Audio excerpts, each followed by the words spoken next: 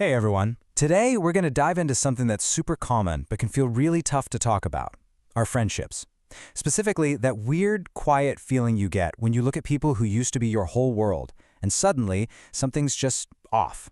If that sounds even a little bit familiar, you're in exactly the right place. Let's start right here, because this quote just nails it. Outgrowing friends isn't about looking down on anyone or thinking you're suddenly better. Nope, it's about the simple, totally normal fact that we all evolve. It's a way of looking at it that takes all the sting out of a really uncomfortable feeling. You know what I'm talking about, right? Maybe it's that little knot in your stomach before you're supposed to meet up, or that weirdly empty feeling after you say your goodbyes. If any of this is hitting home, I promise you, you are not the only one feeling this way. So, let's get into the why. Why does this actually happen? The whole point of this isn't to give you a checklist for cutting people out of your life, not at all. It's about understanding the natural currents that are pulling things apart so we can navigate it all without that heavy, unnecessary feeling of guilt. And it usually starts with a couple of really powerful emotions. First up, there's fear. It's that deep fear of being alone, right? The fear of losing all that shared history or having to admit that a really big chapter in your life might actually be over.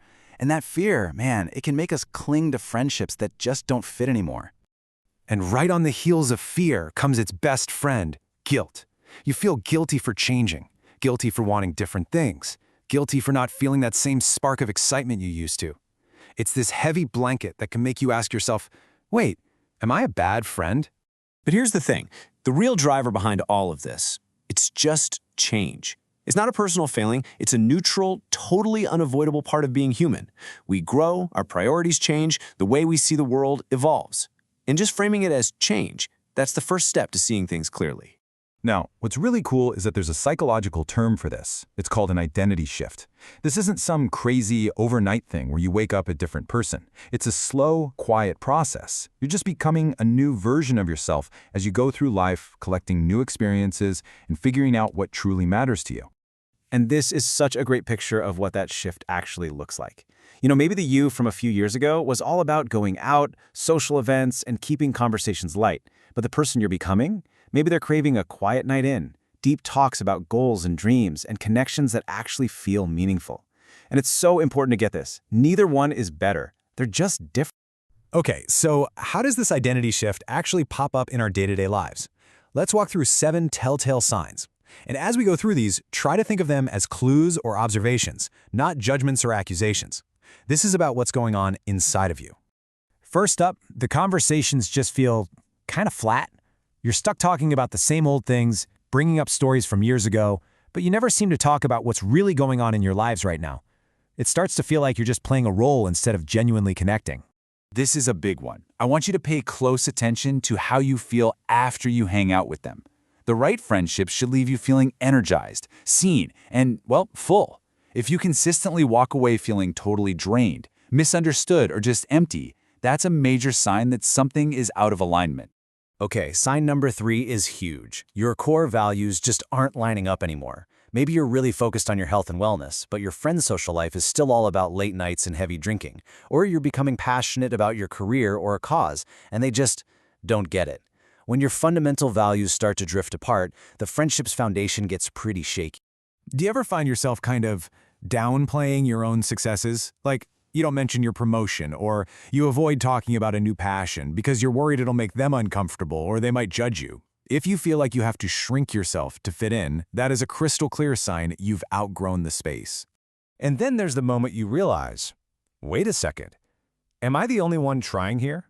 You're the one always reaching out, always making the plans, always asking the deeper questions. Look, a friendship is a two-way street. When it starts to feel like you're doing all the heavy lifting, it's a sign the connection is fading. Ah, this one. Is your main connection point the good old days? Listen, shared history is a beautiful, wonderful thing. But a friendship can't survive on memories alone.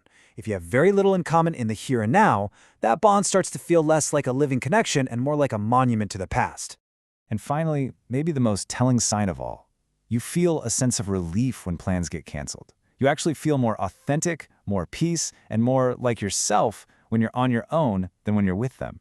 Your energy is screaming something important at you, and it is definitely worth listening to. So if you've been nodding along to some of these signs, what now? Does this mean you have to go stage a bunch of dramatic friendship breakups? No, absolutely not. This isn't about burning bridges. It's about getting the clarity you need to move forward with kindness and intention. So here's the real takeaway. This awareness is a tool, not a weapon.